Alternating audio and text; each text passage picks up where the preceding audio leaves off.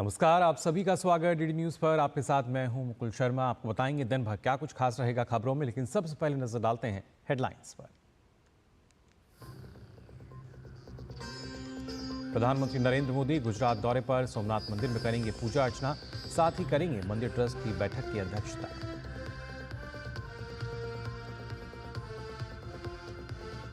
उत्तराखंड के चमोली में हिमस्खलन में फंसे 55 श्रमिकों में से 51 को बाहर निकाला गया, 4 की मौत। जोशीमठ और बद्रीनाथ में श्रमिकों का इलाज जारी, लापता श्रमिकों की तलाश में युद्ध स्तर पर जुटी टीम।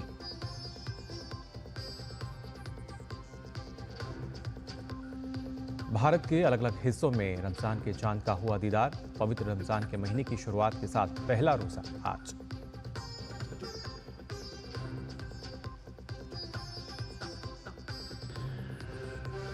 ब्रिटेन पहुंचे यूक्रेनी राष्ट्रपति ज़ेलेंस्की आज यूरोपीय देशों के समिट में होंगे शामिल। ब्रिटेन के साथ $2.84 अरब के लोन एग्रीमेंट पर भी बनी सहमति।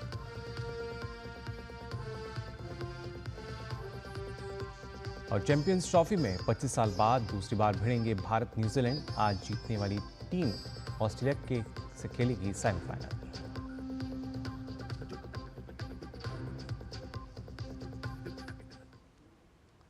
और आइए अब खबरें देखते हैं विस्तार से। आपको बता दें, प्रधानमंत्री नरेंद्र मोदी गुजरात के दौरे पर हैं। प्रधानमंत्री नरेंद्र मोदी गुजरात में सोमनाथ मंदिर आज जाएंगे। इस दौरान प्रधानमंत्री प्रथम ज्योतिर्लिंग भगवान सोमनाथ मंदिर में विशेष पूजा अर्चना भी करेंगे। पीएम के दौरे को लेकर लोगों में खासा उत्साह है। यहां दर्शन के लिए आने वाले श्रद्धालुओं का कहना है कि मंदिर में दर्शन करने के लिए बहुत अच्छी व्यवस्था है।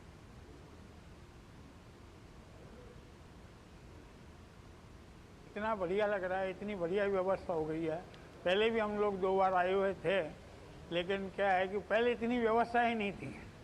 अभी इतनी बढ़िया व्यवस्था हो गई मोदी जी के आने के बाद कि सब आराम से दर्शन होते हैं। मोदी जी हमारे लिए बहुत अच्छा कर रहे हैं। जो आदमी नहीं जा सकता उनके लिए फुल सुविधा करी है। मतलब पहले बस सेवा दी है, उसके बाद में ये व्हील चेयर दी है, ये सब करा है। पहले ये सब व्यवस्थाएं नहीं थी, अभी बहुत अच्छा हो गया है। मोदी जी ने बहुत अच्छा काम किया है, बहुत ही अब सुविधा बहुत हो गई। सीनियर सिटीजन वो सब के लिए तो बहुत ही सुविधा हो गई है। बहुत अच्छा काम किया है। रियो से प्रथम ज्योतिर्लिंग, पूरे भारत में जो 12 ज्योतिर्लिंग है उनमें से फर्स्ट ज्योतिर्लिंग, प्रथम ज्योतिर्लिंग सोमनाथ महादेव, जिसके ऊपर आपने जैसे बताया कई आक्रांताओं ने हमला किया, उसको लूटा, उसको नष्ट किया। और सरदार वल्लभ भाई पटेल, कन्हैयालाल मुंशी जी और साथ में पूरी टीम जब सोमनाथ जी के दर्शन करने आए, तब मंदिर का खंडर देख के उन्होंने समुद्र में से जल लेकर प्रतिज्ञा की थी कि ये इस मंदिर को हम भव्य से भव्य जैसे पहले था ऐसा बनाएंगे। उस टाइम कांग्रेस की सरकार थी, केंद्र में ऐसा प्रस्ताव पास हुआ कि भाई सरकार इसमें पैसा नहीं देगी। हमारे आदरणीय वड़ा प्रधान माननीय श्री नरेंद्र भाई मोदी जी जब से गुजरात के सीएम बने, तब से मंदिर के तरफ, भगवान की तरफ उनकी श्रद्धा और लगाव तो पहले से था ही, लेकिन जब से वो सीएम बने तब से मंदिर का कोई ना कोई काम उनके हाथों होता रहा है।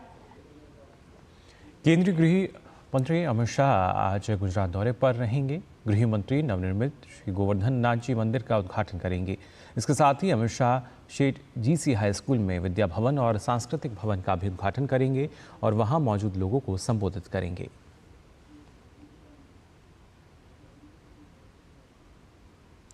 उत्तराखंड के चमोली में हिमस्खलन में फंसे 55 श्रमिकों में से 51 को बाहर निकाल लिया गया है। इनमें से 4 श्रमिकों की मौत हो गई है। हिमस्खलन से बाहर निकाले गए लोगों में से 23 का जोशीमठ के अस्पताल में इलाज चल रहा है। इसके अलावा बद्रीनाथ में 24 श्रमिकों का इलाज चल रहा है। वहीं शेष बचे हुए 4 बीआरओ श्रमिकों की तलाश युद्ध स्तर पर जारी है। दरअसल पश्चिमी विक्षोभ के कारण पहाड़ों पर भारी बर्फबारी के बाद सड़कों पर भारी मात्रा में बर्फ जम गई थी। बीआरओ के श्रमिकों ने इस बर्फ को हटाने का काम वो कर रहे थे, तभी अचानक हिमस्खलन हो गया, जिससे मौके पर मौजूद करीब 55 मजदूर इसके नीचे दबकर फंस गए थे। ये घटना शुक्रवार सुबह करीब 5:30 बजे चमोली के माणा बाईपास हाईवे पर हुई थी। हिमस्खलन की सूचना मिलते ही प्रशासन युद्ध स्तर पर राहत और बचाव कार्य में जुट गया। बचाव कार्य में वायुसेना से भी मदद ली जा रही है। साथ ही प्रधानमंत्री कार्यालय से भी इसकी लगातार मॉनिटरिंग की जा रही है।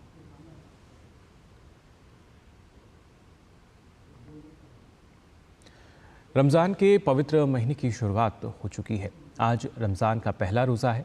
वैसे सऊदी अरब, कतर, ओमान और अन्य खाड़ी देशों के अलावा ऑस्ट्रेलिया, इंडोनेशिया और अफगानिस्तान में शनिवार को रमज़ान का पहला रोज़ा हुआ, जबकि Bharat, Bangladesh, Pakistan, Singapore, Malaysia, Japan और फिलीपींस आदि में रमज़ान का पहला रोज़ा आज है।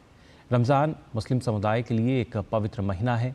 ईद उल फितर का त्यौहार 31 मार्च को मनाया जाएगा।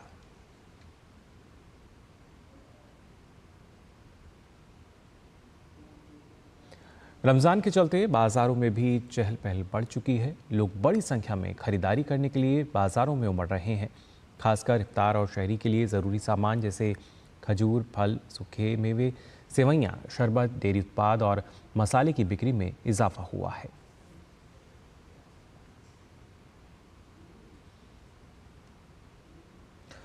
भारत में मोटापा एक बढ़ती समस्या है जो स्वास्थ्य के लिए गंभीर खतरों का कारण बन रही है। इसका प्रमुख कारण बदलती जीवन शैली, अस्वस्थ आहार और शारीरिक गतिविधि की कमी है।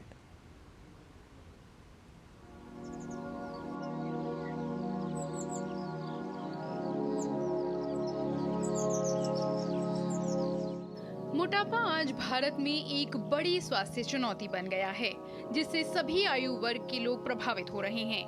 ये न सिर्फ अपने आप में एक समस्या है, बल्कि मधुमेह, हृदय रोग और उच्च रक्तचाप जैसे गंभीर रोगों का खतरा भी इससे बढ़ जाता है। भागती दौड़ती जिंदगी, गलत जीवन शैली, असंतुलित और अस्वास्थ्यकर आहार के कारण मोटापा समाज में चिंताजनक रूप से बढ़ रहा है। जहां एक ओर फास्ट फूड का प्रचलन आज बढ़ गया है, तो वहीं लोगों की शारीरिक गतिविधियों में कमी आई है। भविष्य में इसी समस्या की गंभीरता को समझते हुए प्रधानमंत्री नरेंद्र मोदी ने अपने हालिया मन की बात कार्यक्रम में इस समस्या की ओर ध्यान आकृष्ट किया और राष्ट्रव्यापी जागरूकता और सामूहिक कार्रवाई की आवश्यकता पर जोर दिया। अपने खान पान में छोटे छोटे बदलाव करके हम हमारे फ्यूचर को स्ट्रॉन्गर, फिटर और डिसीज फ्री बना सकते हैं। प्रधानमंत्री मोदी ने मोटापे को कम करने के लिए प्राथमिक कदम के तौर पर खाने वाले भोजन में तेल के उपयोग को कम करने का आह्वान किया। आप तय कर लीजिए कि हर महीने 10% कम तेल उपयोग करेंगे। आप तय कर सकते हैं कि जो तेल खाने के लिए खरीदा जाता है, खरीदते समय ही अब 10% कम ही खरीदेंगे। ये ओबेसिटी कम करने की दिशा में एक अहम कदम होगा। आइए अब जानें कि आखिर मोटापा क्या है। विश्व स्वास्थ्य संगठन WHO के अनुसार मोटापा असामान्य या अत्यधिक वसा के रूप में परिभाषित किया गया है। मोटापे को वर्गीकृत करने के लिए आमतौर पर बॉडी मास इंडेक्स BMI का उपयोग किया जाता है। यदि किसी व्यक्ति का BMI 25 या उससे अधिक है, तो उसे अधिक वजन वाला माना जाता है और 30 या उससे ऊपर के BMI को मोटापा माना जाता है। जब किसी व्यक्ति का BMI 35 या उससे अधिक होता है, तो वो अत्यधिक मोटापे की श्रेणी में आता है। दरअसल BMI ही वो तरीका है जिससे ये पता किया जाता है कि व्यक्ति का वजन उसकी ऊंचाई के हिसाब से ठीक है या नहीं। इसे जांचने के लिए व्यक्ति के वजन को उसकी ऊंचाई के वर्ग से भाग किया जाता है। दुनिया भर में वयस्कों और बच्चों में अधिक वजन और मोटापे की समस्या लगातार बढ़ रही है। 1990 से 2022 के बीच मोटापे से ग्रस्त बच्चों और किशोरों का प्रतिशत 2% से बढ़कर 8% हो गया है, यानी 4 गुना बढ़ गया। इसी समय में मोटापे से ग्रस्त वयस्कों की संख्या भी दोगुनी हो गई, जो 7% से बढ़कर 16% पहुंच गई। भारत में मोटापे के आंकड़ों पर नजर डालें तो राष्ट्रीय परिवार स्वास्थ्य सर्वेक्षण NFHS के 2019 से 21 के आंकड़ों के अनुसार 24% भारतीय महिलाएं और 23% भारतीय पुरुष अधिक वजन या मोटापे से ग्रस्त हैं, जबकि 15 से 49 साल की महिलाओं में 6.4% और पुरुषों में 4% मोटे हैं। 5 साल से कम उम्र के बच्चों में भी मोटे बच्चों का प्रतिशत 2015-16 में 2.1% था, जो 2019-21 में 3.4% रहा। केंद्र सरकार ने देश में स्वास्थ्य जागरूकता बढ़ाने की दिशा में कई कदम उठाए हैं। जिनमें Fit India movement, NPNCD programme, Poshan Abhiyan, Eat Right India movement, Khelo India movement, आज से थोड़ा कम अभियान प्रमुख हैं। मोटापा भारत में एक बड़ी स्वास्थ्य समस्या है, लेकिन भारत इसे हल करने के लिए कई कदम भी उठा रहा है और इन कार्यक्रमों ने भविष्य की पीढ़ियों को मोटापे के जोखिम से बचाने और जागरूकता फैलाने की दिशा में महत्वपूर्ण योगदान दिया है। जैसे जैसे भारत अमृतकाल की ओर बढ़ रहा है, एक फिट और स्वस्थ भारत की कल्पना भी समय की मांग के रूप में दिखाई दे रही है। यदि हम जागरूकता, सही जीवन शैली और सही नीतियों को अपनाएं, तो भारत मोटापे से निपटने में एक उदाहरण बन सकता है और एक स्वस्थ और खुशहाल राष्ट्र की मिसाल पेश कर सकता है। Bureau report, DD news. और ये खबरों में आगे बढ़ते हैं। आपको बता दें, एक बार फिर दुनिया भारत को देखकर हैरत में है। दरअसल भारत से 5 महिलाएं अपने से कार चलाते हुए दक्षिण पूर्व एशिया होते हुए न्यूजीलैंड तक ऐतिहासिक यात्रा पर निकली हैं। देखिए DD न्यूज संवाददाता डॉक्टर सुयश शर्मा की report. Mother on wheels title के तहत दिल्ली सचिवालय से 5 साहसी और प्रेरणादायक माताओं ने एक ऐतिहासिक यात्रा की शुरुआत की। कार्यक्रम की शुरुआत दीप प्रज्वलन के साथ हुई। इस अभियान में माधुरी सहस्त्रबुद्धे के साथ अन्य 4 महिलाएं भारत से दक्षिण पूर्व एशिया, ऑस्ट्रेलिया एवं न्यूजीलैंड तक स्वयं कार चलाकर अपनी यात्रा पूरी करेंगी। Mothers on wheels out to heal the world, इस टाइटल के अंडर में हम लोग 5 माताएं यहाँ से South East Asia, Australia, New Zealand की यात्रा करने के लिए खुद गाड़ी चलाते हुए जा रहे हैं। हमें लगता है कि अगर हम बाय फ्लाइट जाते हैं, विमान से जाते हैं, तो वो कनेक्ट बन नहीं पाता है, तो इसीलिए हम बाय रोड जाते हैं ताकि लोगों के साथ कनेक्ट बना रहे और हम लोग वहाँ की कल्चर ठीक तरीके से सोच समझ पाए। दिल्ली की मुख्यमंत्री रेखा गुप्ता ने इस यात्रा के फ्लैग ऑफ समारोह में हरी झंडी दिखाकर 5 माताओं को रवाना किया। की पृष्ठभूमि में ये देखा कि जो हमारी माँ होती हैं वो सदैव अपने बारे में तो कभी सोचती ही नहीं है। वो जिंदगी भर अपना परिवार, अपना बच्चा, अपना पति, केवल उनकी देखरेख में जीवन गुजार देती। वो भारत की माँ जब यहाँ से निकल के पूरे विश्व में जाएगी तो सच कहा सोनल जी ने कि वो जो अंकुरित बीज वो दुनिया की धरती में डाल के आएगी, तो जो सबसे प्यारा संबंध, जो सबसे प्यारा भाव दुनिया का है, मैं तो कहती हूँ माँ एक एहसास है। ये अभियान न केवल महिला सशक्तिकरण का प्रतीक है, बल्कि ये दुनिया को दिखाने का एक अवसर भी है कि भारत की महिला किसी भी चुनौती को स्वीकार कर सकती है और अपने सपने को साकार कर सकती है। ये यात्रा मातृत्व और अनुसंधान का उत्सव है, जो समाज में महिलाओं की भूमिका को और भी मजबूत करेगा। DD न्यूज के लिए डॉक्टर सुयश शर्मा की रिपोर्ट। और फिलहाल बुलेटिन में हम यहाँ रुक रहे हैं छोटे से ब्रेक के लिए, जल्द हाजिर होते हैं।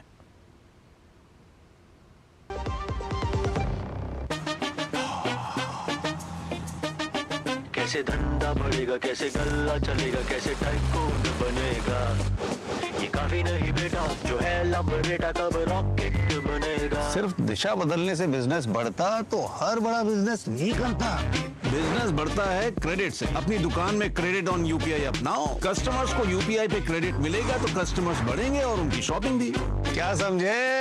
अपने पेमेंट पार्टनर से संपर्क करें। एक ऐसा तबका जो रिटायरमेंट के बारे में आज भी बिल्कुल नहीं सोचता, वो है औरतें। औरतें कमा के भी वल्नरेबल हैं। सो NPS एक इक्वालिटी ला रहा है। हम सब एक बराबर प्लेटफॉर्म पे हैं। अपने बेहतर कल को सुनिश्चित करने के लिए NPS जरूरी है।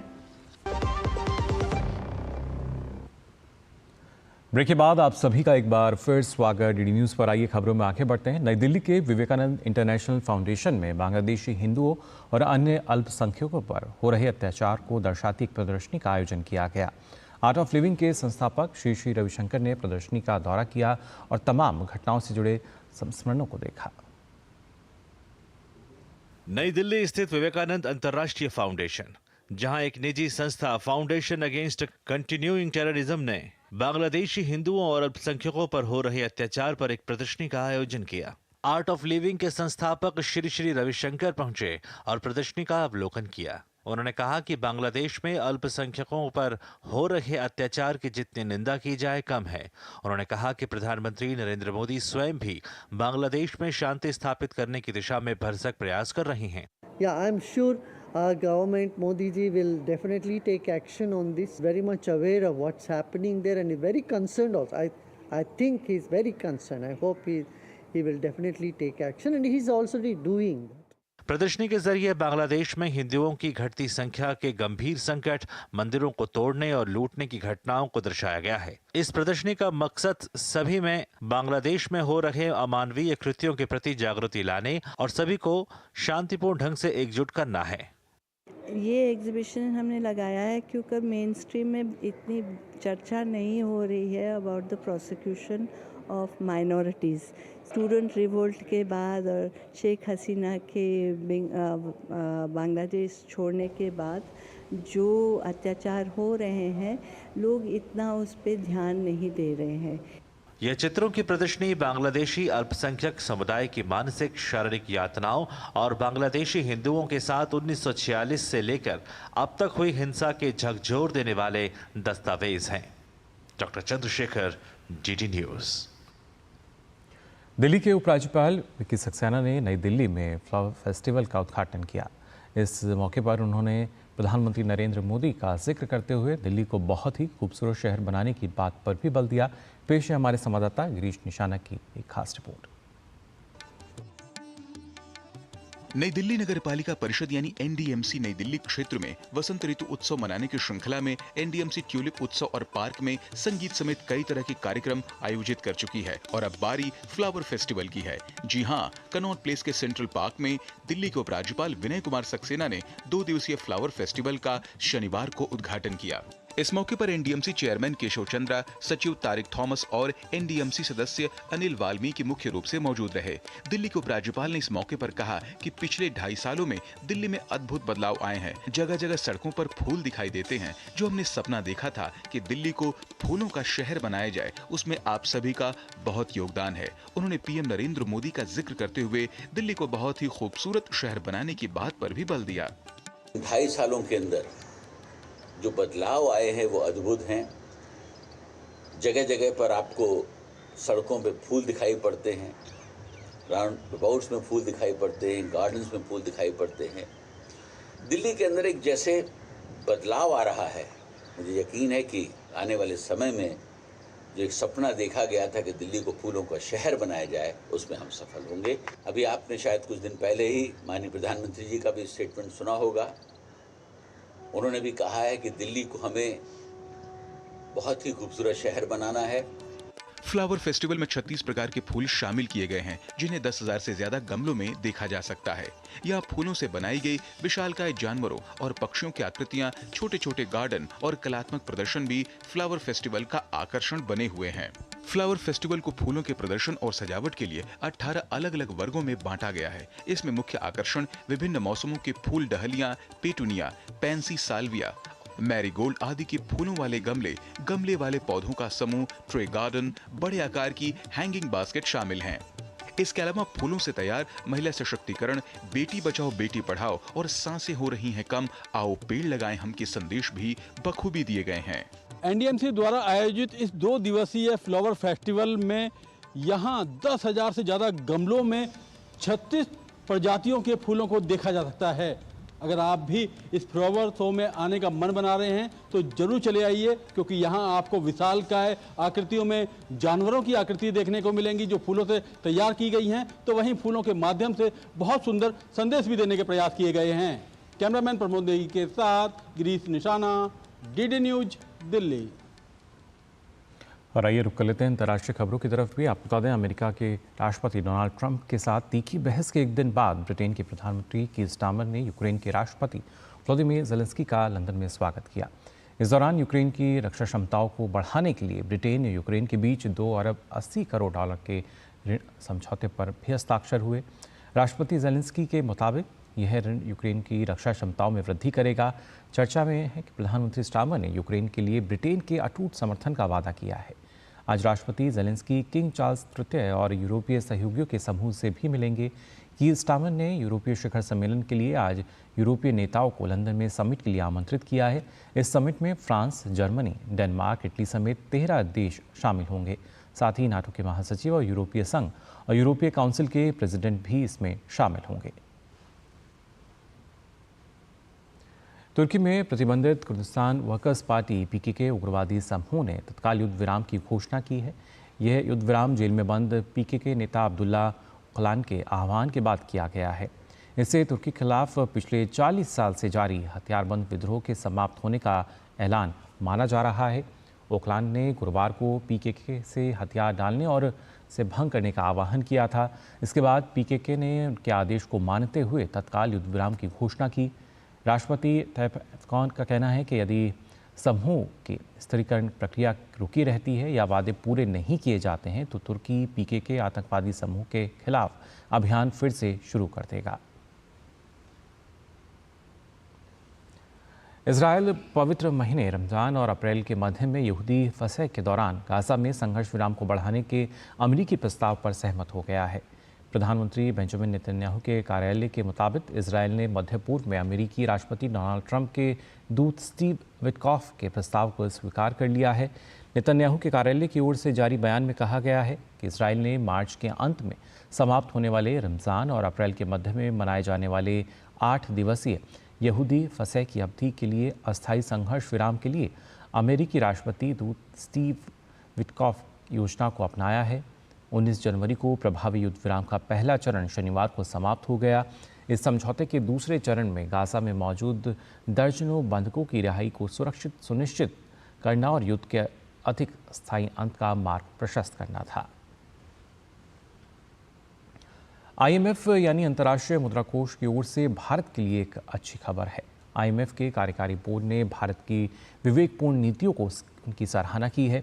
साथ ही IMF के कार्यकारी निदेशकों ने 2047 तक भारत को विकसित अर्थव्यवस्था बनने की दिशा में किए गए महत्वपूर्ण आर्थिक नीति और सुधारों की सराहना की।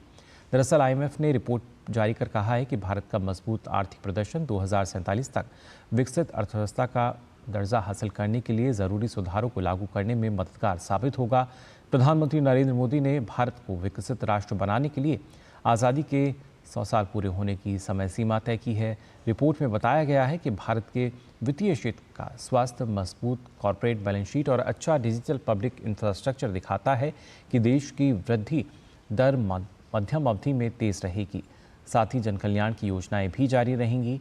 रिपोर्ट में इस बात पर भी जोर दिया गया है कि भू आर्थिक विखंडन और धीमी घरेलू मांग से उत्पन्न प्रतिकूल परिस्थितियों का सामना करते हुए व्यापक आर्थिक स्थिरता बनाए रखने के लिए उचित नीतियां जारी रखना आवश्यक है। इसके अलावा रिपोर्ट में भारत द्वारा हाल ही में घटाए गए टैरिफ का भी स्वागत किया गया है, जिससे देश की प्रतिस्पर्धात्मक क्षमता बढ़ेगी। पिछले महीने पेश किए गए बजट में वित्त मंत्री निर्मला सीतारमण ने ऑटोमोबाइल से लेकर शराब तक कई प्रकार के आयात पर टैरिफ कम कर दिया था। IMF के कार्यकारी बोर्ड ने कहा है कि संरचनात्मक सुधार देश में उच्च गुणवत्ता की नौकरियां पैदा करने और निवेश के लिए काफ़ी ज़रूरी हैं। रिपोर्ट में भारत के लिए परामर्श दिया गया है कि भारत को लेबर मार्केट सुधारों को लागू करने पर ध्यान केंद्रित करना चाहिए और महिला भागीदारी को बढ़ाना चाहिए। और खबर खेल जगत से आपको बता दें, चैंपियंस ट्रॉफी क्रिकेट प्रतियोगिता में आज भारत और न्यूजीलैंड की टीम आमने सामने होंगी। दोनों टीमों ने अपने पहले 2 मुकाबले जीते हैं और दोनों ही सेमीफाइनल में हैं। ऐसे में ये मुकाबला दोनों के लिए आगे की अपनी तैयारियों को परखने का बड़ा मौका है। तो ये अपने आप में काफ़ी महत्वपूर्ण, क्योंकि आज जो ये दोनों के बीच मैच होने वाला है करीब 25 साल बाद, अगर चैंपियंस ट्रॉफी की हम बात करते हैं, इसमें दोनों टीमें ज़ाहिर तौर पर भिड़ेंगी। और अगर बात की जाए अब तक की स्थिति पर, किस तरीके से दोनों टीमों के बीच जो मुकाबले रहे हैं, क्या उसमें जो आंकड़े हैं वो दर्शाते हैं, आइए देखते हैं। बांग्लादेश और पाकिस्तान को हराकर जीत के रथ पर सवार भारतीय टीम अब अपनी अगली लड़ाई न्यूजीलैंड के खिलाफ लड़ने के लिए तैयार है। ये दोनों टीमें वैसे तो पहले ही सेमीफाइनल में पहुंच चुकी हैं। ऐसे में ये मुकाबला दोनों के लिए सेमीफाइनल से पहले की तैयारी का एक अच्छा मौका लेकर सामने है। भारत की बात करें तो टीम एकजुट है। गेंदबाजी हो या बल्लेबाजी, दोनों मोर्चे पर टीम ने सफलता हासिल की है। हालांकि फिर भी टीम के बल्लेबाजों को स्पिनरों ने परेशान किया है। विराट कोहली और शुभमन गिल जिस अंदाज में सीरीज में नजर आ रहे हैं, वो टीम इंडिया के भरोसे को बूस्ट अप कर रहा है।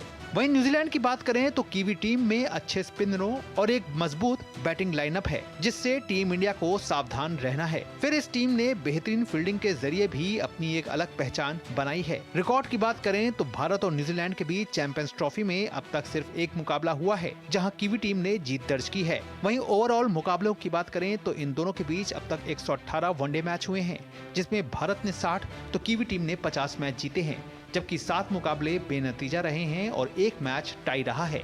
पिच की बात करें तो दुबई की पिच पर स्पिन गेंदबाजों को मदद मिलती है। गेंद पिच पर थोड़ी रुक रुक कर आती है। कुल मिलाकर सेमीफाइनल से पहले दोनों टीमों के लिए ये एक प्री शो वाला मैच है, जहां अपनी कमियों को दुरुस्त करने का बड़ा मौका सामने है। Sports desk, DD news. तो फिलहाल के लिए इस बुलेटिन में बस इतना ही, लेकिन देश और दुनिया की तमाम खबरों के लिए आप देखते रहिए डीडी न्यूज। मुझे दीजिए अनुमति। नमस्कार।